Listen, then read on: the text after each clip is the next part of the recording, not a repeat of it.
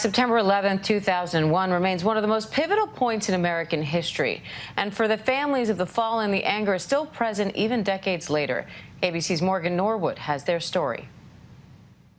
Most of us can remember where we were, what we were doing, maybe even what we were wearing when we first heard the news about the attacks on 9/11. We just got a report in that there's been some sort of explosion at the World Trade Center. But for the families of first responders and for many of the loved ones who died, these memories run deeper than time, place, and setting.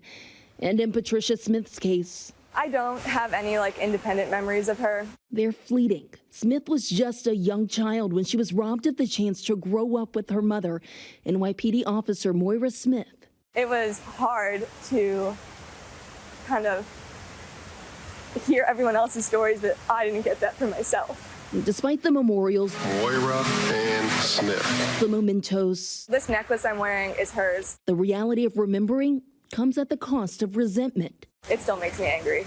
Dr. Felix Torres is a clinical and forensic scientist who has worked with survivors and families of loved ones who died in the tragedy.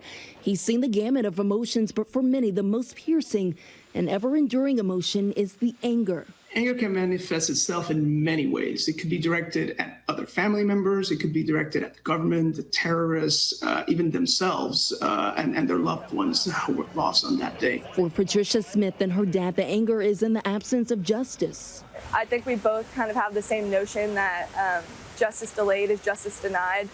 And now we're 20 years later with no justice. So while the old adage tells us time heals all wounds, Dr. Torres will tell you it's not entirely accurate. Time itself is not a healer. The tributes, the services, the annual ceremony certainly hold space for healing for some, including Monica Eichen, who lost her husband. She visits the September 11th Memorial Museum often, and her connection to the museum isn't just about honor. I couldn't bring him home, so this is his home for me. But for others, it may actually reopen those partially closed wounds. Morgan Norwood, ABC News, Los Angeles. Morgan, thank you. And for more on how to cope with the impact of 9/11 and talk to our children about the events from that day, pediatric psychologist and parent coach Dr. Anne-Louise Lockhart joins me now. Dr. Lockhart, thank you for being here. It's been nearly 20 years now since the 9/11 attacks. The trauma, the grief, the shock from that day was felt around the world. So before we talk to our kids about 9/11, what questions do we as parents need to ask ourselves? Yes, thank you for having me, Diane. I think that it's important that, we lived through this. We saw what was going on. We saw what was happening in real time. And so I think we have to find out what we're feeling in ourselves before we speak to our kids, how we're feeling about it.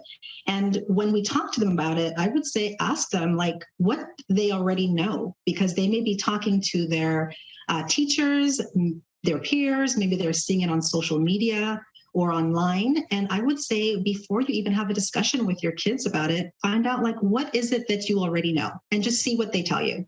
And then I think you should take it from there. And then based on that, as they're talking and as you're talking to them about it, monitoring your emotional state as you speak to them, because this event brings up a lot of feelings for us since we lived through it. So monitor your emotional state, monitor how you're feeling as you discuss it with them. And I think that's going to be super important. And then as you do that, share how you feel about it, but don't overshare. That's going to be the balance. As you're talking about it, all the emotions that come up for you, they're going to ask a ton of questions, but we don't want to burden them with our emotions, and we don't want to burden them with too much information. So how do you strike that right balance between helping your kids understand the reality of what happened that day versus protecting their innocence and just letting them be kids? How do you decide how much to tell them? Yeah, that's a great question, Diane. I think a lot of our kids know a lot more than we ever did at their age 20, 30, 40 years ago. So we can still protect their innocence by really being aware of what we're sharing with them so that we ask them. That's why I think starting out with finding out what they know is so important, because they may know a lot more details than we think they do. And once we go from there, we can say, you know what, there's a lot of things that have occurred in our history, in the world and in our nation that don't feel too good and that aren't really positive. And that's okay, because we can talk through it, we can work through it, and then we can find the good people that helped us get through it. And I think that's really important to strike that balance and saying, yes, this was a really terrible event, but you know what? Let's talk about the good people that helped us get through it. And let's talk about how we can remember it in a way that's positive for ourselves. You're reminding me of that famous Mr. Rogers episode when he talks about finding the helpers. And that may parlay into my next question, which is after traumatic events like 9/11, and even right now, just living in a pandemic, how do we assure our children that they're safe in what can feel like unsafe times? Yeah, that's a great question. I think it's important to be honest with them that say, you know what, it doesn't feel safe. And I feel uncomfortable at times too. And it does feel heavy with everything that we're seeing. But you know that they have to realize that they're adults in their lives, they're caregivers, they're parents, they're teachers. We're here to keep you safe. And that's not just physical safety, but it's also emotional safety. Knowing that they can come to us whenever they have a struggle. If they have a question about something that they feel unsure about, that they know they can always go to us, grandma, grandpa, dad, mom, teacher, and that they know that we are a safe place for them to hold that for them. And I think that's where we can really strike the balance to say, you know what, whatever question you have, I may not know the answer, but we'll find it out together. All right, Dr. Ann-Louise Lockhart, great to talk to you. We appreciate it. Thank you. Thank you, Diane.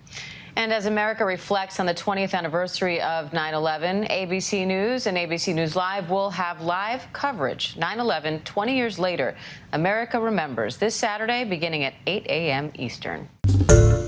Hi, everyone. George Stephanopoulos here. Thanks for checking out the ABC News YouTube channel. If you'd like to get more videos, show highlights, and watch live event coverage, click on the right over here to subscribe to our channel. And don't forget to download the ABC News app for breaking news alerts. Thanks for watching.